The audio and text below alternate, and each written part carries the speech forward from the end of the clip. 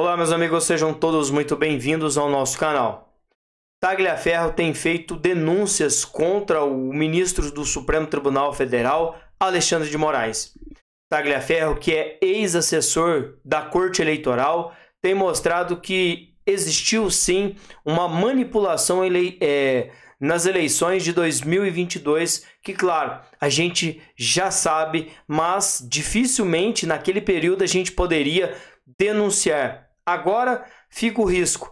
A gente nem sabe mais o que pode acontecer quando alguém denuncia esse tipo de coisa. Pois bem, Tagliaferro teve que fugir do Brasil porque em outro período ele disse que poderia perder a vida se caso fizesse as denúncias que tem em mente. Agora, como ele fugiu do Brasil, ele está disposto a falar e a dizer tudo aquilo que está guardado entre as quatro linhas e, claro, nós vamos trazer para vocês. Pessoal, a informação e a matéria que está dando o que falar nas principais capas de jornais é que Moraes usou o TSE para prejudicar a direita em 2022. Em entrevista, o ex-assessor da Corte Eleitoral disse que o pleito foi marcado por decisões que prejudicaram diretamente a candidatura de Jair Bolsonaro. Pessoal, muitos de nós já sabemos como funcionou as eleições de 2022. Sabemos que houve sim algo que não funcionou e que também, por uma margem muito simplória, nós vimos que Lula ganhou. E essa vírgula, essa diferença mínima, nós sabemos que foi alguém usando das suas estratégias para poder colocar o ex-condenado na presidência da República. Em entrevista à Rádio Auriverde, realizada na sexta-feira que passou, o perito e ex-assessor do Tribunal Superior Eleitoral, Eduardo Tagliaferro, afirmou que o ministro Alexandre de Moraes, do Supremo Tribunal Federal, usou a Corte Eleitoral para prejudicar a direita durante as eleições de 2022. Para Tagliaferro, o pleito foi marcado por decisões que prejudicaram diretamente a candidatura do então presidente Bolsonaro. Aos meus olhos foi feita uma perseguição e uma destruição da imagem da direita no cenário político dentro das eleições de 2022, disse Tagliaferro.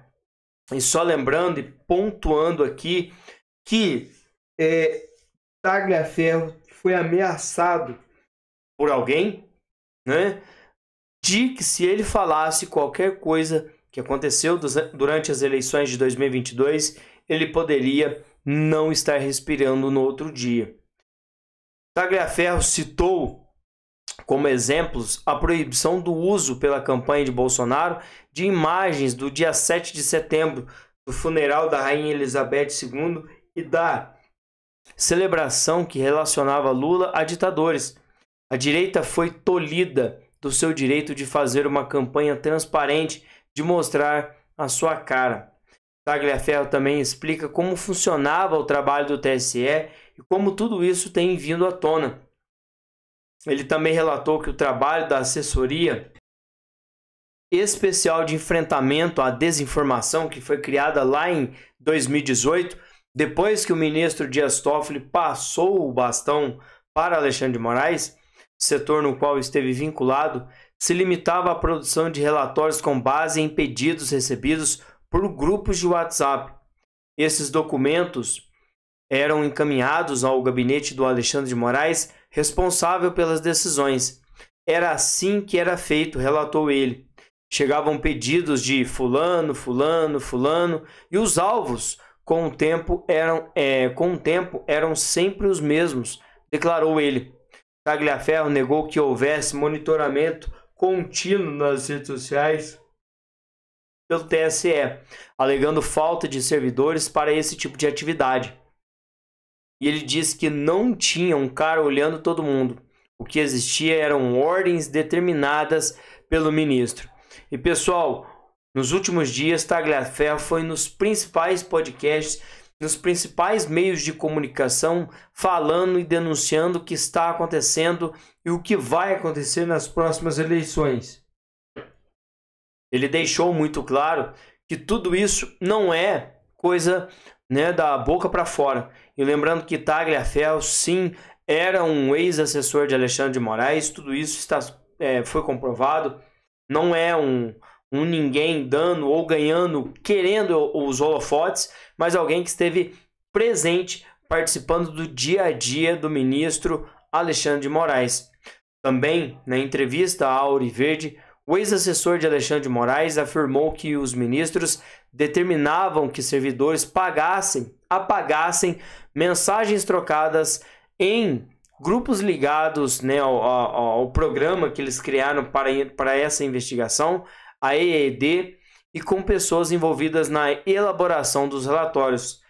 Tagliaferro afirmou que dispõe de mais provas contra o ministro e que pretende organizá-las em um dossiê para apresentação das autoridades estrangeiras.